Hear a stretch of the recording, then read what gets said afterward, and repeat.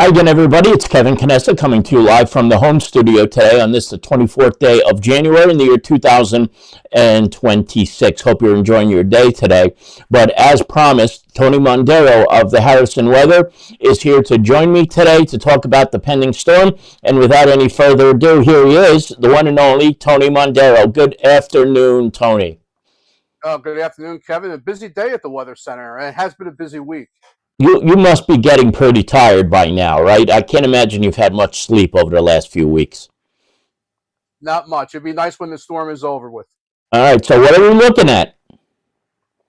Well, Kev, after a low of 8 degrees this morning and a nice sunny, brisk, and cold day, clouds will come in tonight and set us up for a snowstorm tomorrow night into Monday.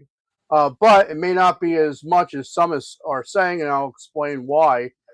We have the storm now developing in the center part of our country, and the storm center will redevelop off the coast, come very near to us. And when that happens, we wind up getting some warm air, Right. especially aloft. And will wind up happening for the rest of the day. Will be sunny today. High temperatures will only be in the teens. They'll hold steady tonight. I don't think they'll, fall back to 10 degrees tonight. They'll be steady, and then we have the clouds come in. Most of your night's fine. So if you have any plans tonight, even into the early overnight, like 2, 3 o'clock in the morning, you're fine. Tomorrow morning at around 7 o'clock, it'll begin to snow. And what happens is the atmosphere is very, very high aloft. So when you wake up in the morning, especially if you're an early riser, it'll be this cloudy. Your radar app may show that it's snowing on top of Kearney and Harrison in our area, when in fact there'll be nothing going on outside. So what's going Right. on is the snow's falling aloft but can't make it to the ground. So especially when we're having dew points with the way you are, with the very dry atmosphere of -7, you have that dry atmosphere, the column has to saturate. So we're thinking early tomorrow morning, we begin to snow. It becomes heavy at times, especially mid to late morning into the afternoon. Now, don't be surprised if you're out there shoveling or you're out there, doing traveling in the snow. You may hear some thunder. That's going to be normal because we're going to have some very strong atmospheric dynamics come over us that causes that. And it could be very heavy when it snows at that time. Snowfall rates could reach maybe 1 to perhaps even 2 inches an hour. So later on today, as that warmer air gets into the system, we think that the snow is going to start to mix with and possibly even change to some sleet. If we have a dry wedge that sometimes follows these storms very closely, and if the storm moves a little bit closer than what right now is Prague, we can possibly end the snow between midnight and 3 o'clock tomorrow morning. But once it starts to sleet, and maybe even a little bit of freezing rain, after that occurs, the heaviest snow will be over. We won't have to worry about that. We think by the time it's all said and done, 6 to perhaps as much as 12 inches of snow will be on the ground. Very important note is if you're out there shoveling, try to get all that light, fluffy snow up before the sleet comes down, because there could be a nice accumulation of sleet of maybe 1 to perhaps 2 inches of sleet. And if that happens, and even a little bit of freezing rain, now that fluffy snow becomes very heavy. And what I mean by fluffy, you can go out tomorrow with a leaf blower and blow the snow around. That's how light and fluffy it'll be, especially before noon tomorrow and even into the early afternoon. On Monday, even by the end of the day, we may see some clouds and sunshine, believe it or not, after this storm. But it's going to be a very cold week, so get used to seeing the snow around. Even though it's going to be dry, high temperatures will only be in the 20s, and overnight low temperatures will be 8 to 10 to 12 degrees above zero, with some wind chill factors being below zero. Very important note, the National Weather Service until 6 o'clock on Monday night has issued a winter storm warning for our metropolitan area, so please heed that, around. What I find very interesting about what you've just told us is that, and I think anybody who watches TV news will know this, that those numbers sound very little like what they're saying on TV. How many times do we have to go through this, Tony? We have talked about this for years. I mean, there are people who are making this apocalyptic coming up on Monday. It's not going to be as bad as they're saying. Or am I misreading what you're telling us? No, I think you're correct, Kev. It's not going to be the 15 to 20 to 24 inches that some are saying out there. What they do is they take the worst computer model output and they run with that and they stick it to the wall. Hope it's throws it. They throw it at the wall and just hope it sticks. Here we look at about 13 computer model outputs. We take a look at what the atmosphere is, and very important behind us is a window, and that window is very important as well. And our weather stations, our weather station networks, and our snow spotters to set up to get the correct information out there Right. to the public. And we try to convey that here on the Observer Live when we get the opportunity, which we're very appreciative of, and also on our Facebook page. So it's a passion here that we've had for many years at the Harrison Weather Center, and we try and tell it straight. There's no need to be hyping a storm. It's going to be serious. Don't think it's going to be nothing. It won't be. It will be something to reckon with tomorrow. At times it may look like a near blizzard when we have heavy snowfall and it gets a little bit gusty out there. Not Yeah. going to be an official blizzard because for an official blizzard you need wind gusts of 35 miles an hour. They're not going to be that strong, but it could be enough to blow and drift the snow around a little bit too. But it's not going to be crazy. If you're just joining us, Tony Mondaro is joining us from the Harrison Weather Center. I see John Pino in the text room, the chat room, asking if the audio is working. You can hear me, right, Tony? If there's anybody else Absolutely. out, yeah, yeah. If anybody else is out there, if you could confirm, I think the audio is okay. May need to refresh, John, even though you're not going to hear me saying this. Tony, a lot of schools have already decided they're going to close on Monday. Good move? Too premature on something like that? What do you think? Excellent move. Got to remember, Kev. I Yeah. think a lot of things what goes on into the decisions of closing schools is not only getting the kids in safely, but how do you get your faculty in safely, especially faculty that are traveling from outside the area. You may have faculty coming in where it does snow a couple of feet, like in Pennsylvania or southern New York State, or Right. dealing with freezing rain. Faculty may be coming from the south, heading up, trying to get up here. Wow. Okay. What else? You mentioned the wind gusts aren't going to hit 35. Where do you think approximately we might see some of these wind gusts? It'll be northeast at 15 to 25 miles an hour with occasional gusts up to around 30 miles an hour for a time tomorrow and through Monday. And as the storm shifts off the coast, the winds will back into the to the west northwest and help steer the storm and push it out of here for during the day Monday. Tony, what would you say to my uncle right now who is taunting us? He's out in San Diego. Mike Slane is my uncle, Mugga. And he says, we'll be on his mind while he's on the beach today in San Diego. Is that just not like utter cruelty when somebody says something like that? Absolutely, and I would ask Mike to have a margarita for you and me, Kevin, while he's out. If you're just joining us, Tony Mondaro, Harrison Weather Center here with us. Uh, Tony, there's a lot of things that are not related to this storm that I want to just kind of talk to you about. I saw a post on your social media the other day about the current state of the Harrison Weather Center. And whenever I see the word closed, I don't like that. So, what can we do to make sure that the Harrison Weather Center is here with us for a long time to come? I appreciate the opportunity. I think probably the first step is, Kev, um, having the local towns buy into the weather center. Kearney helps assist us with some funding. The town of Harrison, Lyndhurst, others have dropped out for what other weather companies that are down in Texas. There's our Hudson County subscribes to a weather service that's outside the state of New Jersey, and they have something right here in the state of New Jersey, right here in the Hudson County area. And I would like to have those people buy back into the Harrison Weather Center. For what reason, I have no idea why that was done. Also requesting for all our Facebook friends and anybody out there, we have a GoFundMe page. You just go GoFundMe Harrison Weather Center to try to keep us up and running. Kev, our electric bill alone to run the weather center each month, not the household, but the weather center Right. itself, is about $600 Jesus. with electric. Yeah, just to keep everything running. And right now I'm semi-retired because I still work a part-time job, but it's kind of hard making ends meet.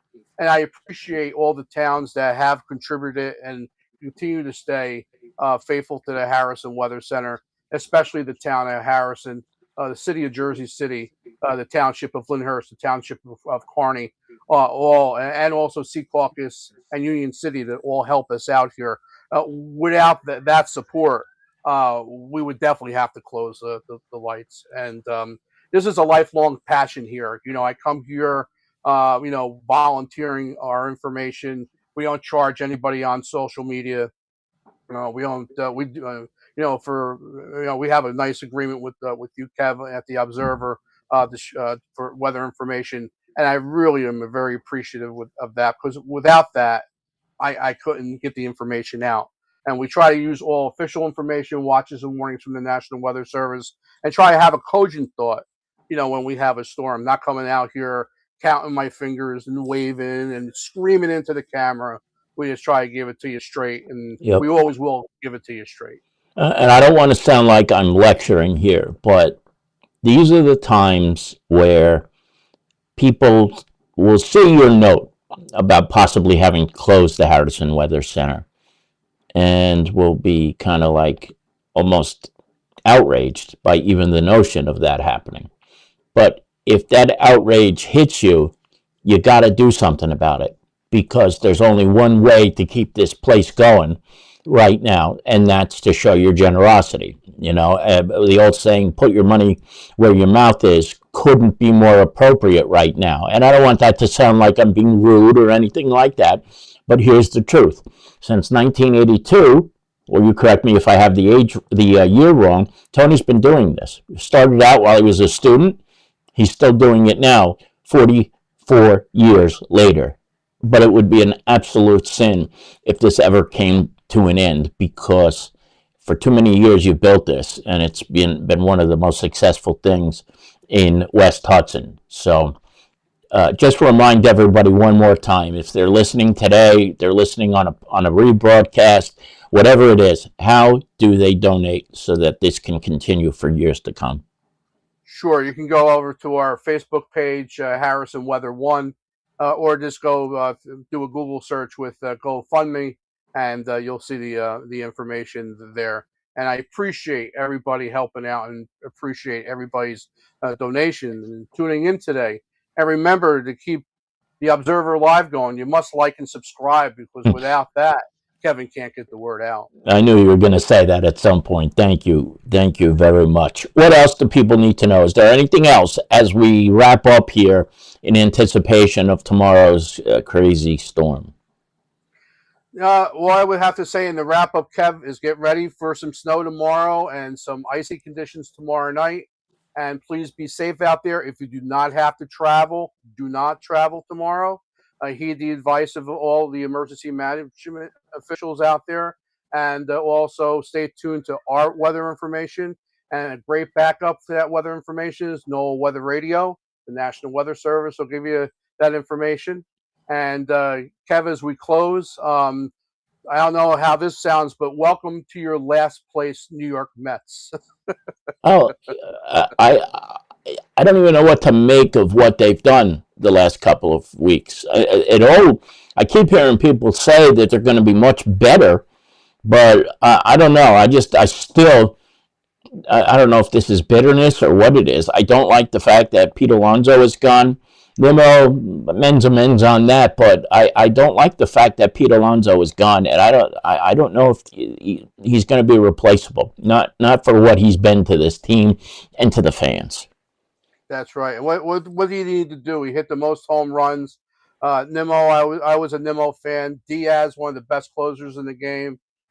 I don't know, Kev, where it goes from here. But anyway, we'll talk about that another day. Good luck to your Devils the rest of the way. Good luck to my Seton Hall Pirates for the rest of the day. And thank you, everybody, for tuning into our portion of the weather program today. We'll be at it on Facebook through the whole storm. And Kevin, as always, thank you for the opportunity. Tony, it's a pleasure. And if it ever gets to the point in the coming days where we need to go live again, just say the word and we will take care of it. Okay, brother? Absolutely. Have a great rest of the show, Kev. Okay, Tony, I'll talk to you later. Thank you. That was Tony Mondaro, he of the Harrison Weather Center. And, I just feel horrible if the Harrison Weather Center would have closed for whatever the reason is. I would not want to see that. And I hope that there are people out there, and this is always the case with people in West Hudson, they will come through, and we will continue to see all the things that Tony has done in the past continue. Now, there is a lot else that I need to get to right now. Just as a reminder, I talked a lot about this yesterday, but I want to talk to you about it again. We are going to be in a snow emergency, and most towns have very similar rules and regulations, but not all of them are the same. Here is Kearney's snow emergency alert. If you missed the list of streets that will be closed, that are closed and that have to be where cars have to be removed, watch yesterday's broadcast because there's a list of all of those streets on that broadcast. But some common sense things: the vehicles have to come off of snow emergency routes. Park your cars in your driveways. Don't park on the street, especially if you have a driveway. And that goes for any day of the week, not just during a snowstorm. Keep your cars in the driveway. Within 12 hours of daylight after the storm, the sidewalks have to be cleared. This is where some towns differ, because in some of the other towns you'll see in a minute, it's 24 to 48 hours after the first daylight. This is very common sense, but people still do it. Don't shovel or blow your snow into the street. That's going to make it very difficult for cars and vehicles to pass, emergency vehicles. And Kevin Murphy, the superintendent of the DPW, is going to be pissed, and I won't blame him for that because it makes all their work useless if people just throw the snow right back into the street. So please don't do that. Don't put objects in the street to save a spot. I showed you a picture yesterday of all the barrels and cones and objects that people have used. And I think this was back in 2016, the picture that Melanie Ryan sent me. The Kearney Police Department's going to come around and take them. You're not getting them back, and you're going to lose your spot anyway. So just don't waste your time doing it. I guarantee we're going to see it no matter what. But we're just trying to give you some fair warning here. It's not going to work.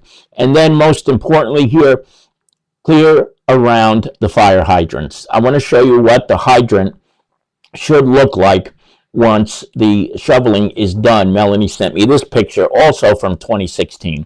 You see there's ample room for the firefighters to get to the valves and connect the hoses to the pumper truck to the hydrant.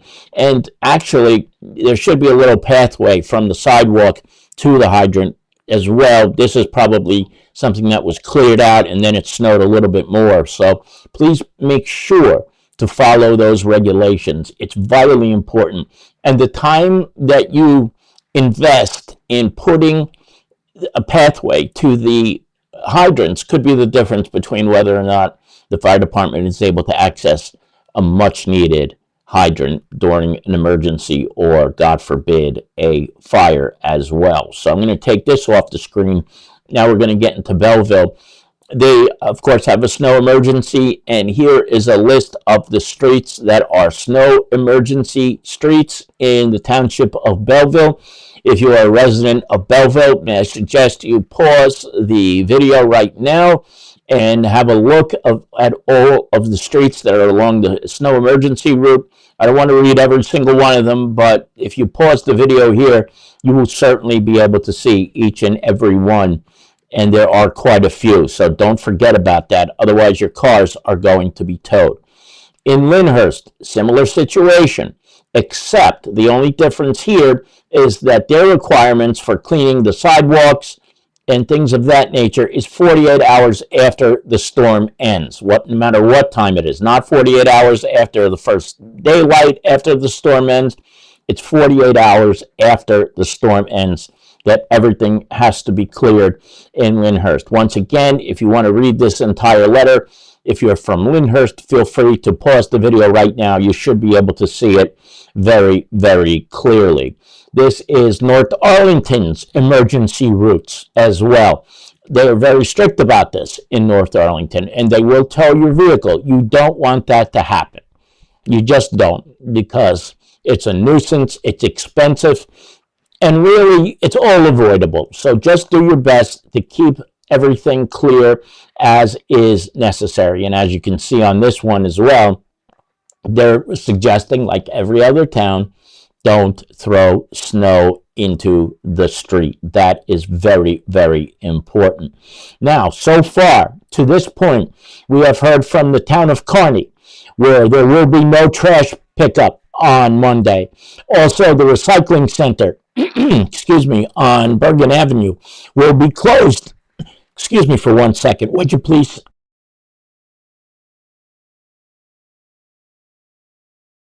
I've been talking a lot, so my throat is getting a little bit clogged up here.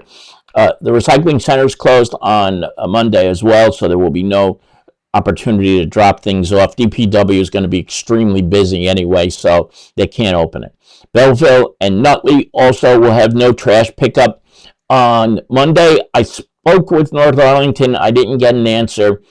Lyndhurst, East Newark, I'm not 100% sure, but if we hear anything more, we'll let you know in a social media post. I can't imagine that they won't be suspending garbage collection because, John Cali was saying it will just be easier not to have to worry about passing, especially on some of the tertiary roads in towns that are hard to access no matter what during a snowstorm.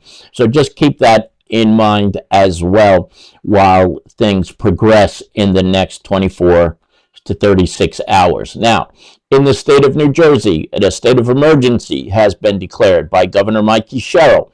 The entire length of I-76, 287, 78, 295, 80, 676, 195, Route 440, and 280 means that commercial vehicles are banned from those roadways until further notice. The only vehicles that are allowed to be on there are emergency vehicles.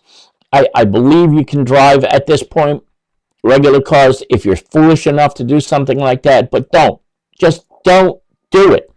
And Governor Sherrill will make an announcement at some point once it is clear for people to start using those highways again. But until now, just stay off those roads and be careful. It is very, very important.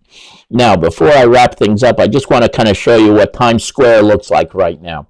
You can see it's very sunny right there, and it looks very innocent right now. But by this time tomorrow, it's going to be a completely different story in Times Square. So, everybody, do yourselves a favor. Keep yourselves warm. I'm sure by now you've got all the things in the house that you need. If you don't, I'm not sure you're going to be able to get them in any store. I was watching TV news earlier, and it's pretty remarkable how the shelves all over the place are pretty much empty at supermarkets. I'm not saying don't try if you can. You certainly want to if you have the opportunity, but I'm not sure you're going to be met with the best results. So that's where everything stands as of now. Be on alert on our social media page and theobserver.com. And if anything comes up that we think is emergent, we will join you live again over the next couple of days to make sure.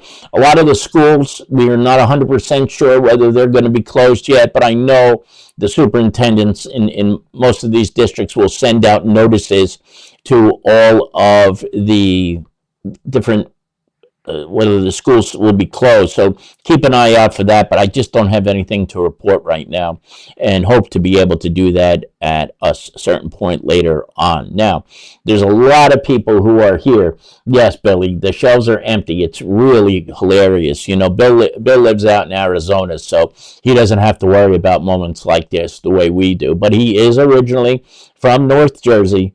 Then he moved to South Jersey, and now he's in Arizona. But of all the people who are here right now, I think he may have been the one who made the best move going out to Arizona. And I'll tell you what, do I miss Port St. Lucie on days like today? I can't even begin to tell you. It's 79 degrees in Port St. Lucie right now. So it's a little bit warmer than it is right here.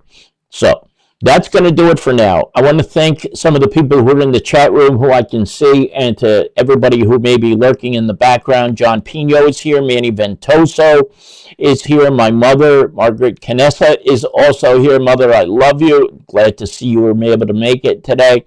My uncle Mike Slane is watching from out in California, enjoying going to the beach later today. Enjoy it. I really hope you have a great time when you get there, Uncle. Billy Scarterfield, of course, Tammy Alvarez, who is no longer in the area. Tammy, you correct me if I'm wrong, but I think you said you moved to South Carolina. Hope everything is okay down in your neck of the woods.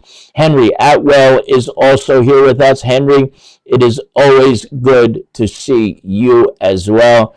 And yes, Billy, thank you. Mom is doing much better. Thank God. I am so, so grateful to that. I see a couple of other people who just entered the chat room a few minutes ago. Oscar Galvez is here. My pleasure. Same for Tony. Oscar, thank you very much. And I also see that Shirley Minucci is also here with us. Shirley, thank you for logging on and joining us today, and to everybody else in the back room. So that's going to do it for now. If anything changes, we will join you live. So from the home studio, Kevin Canessa signing off for now. And we hope to see you back here again very, very soon. Stay warm, everybody. Stay dry and stay safe. Take care, everybody. Thank you again for being here. And again, thank you, Tony Mondaro. Bye-bye.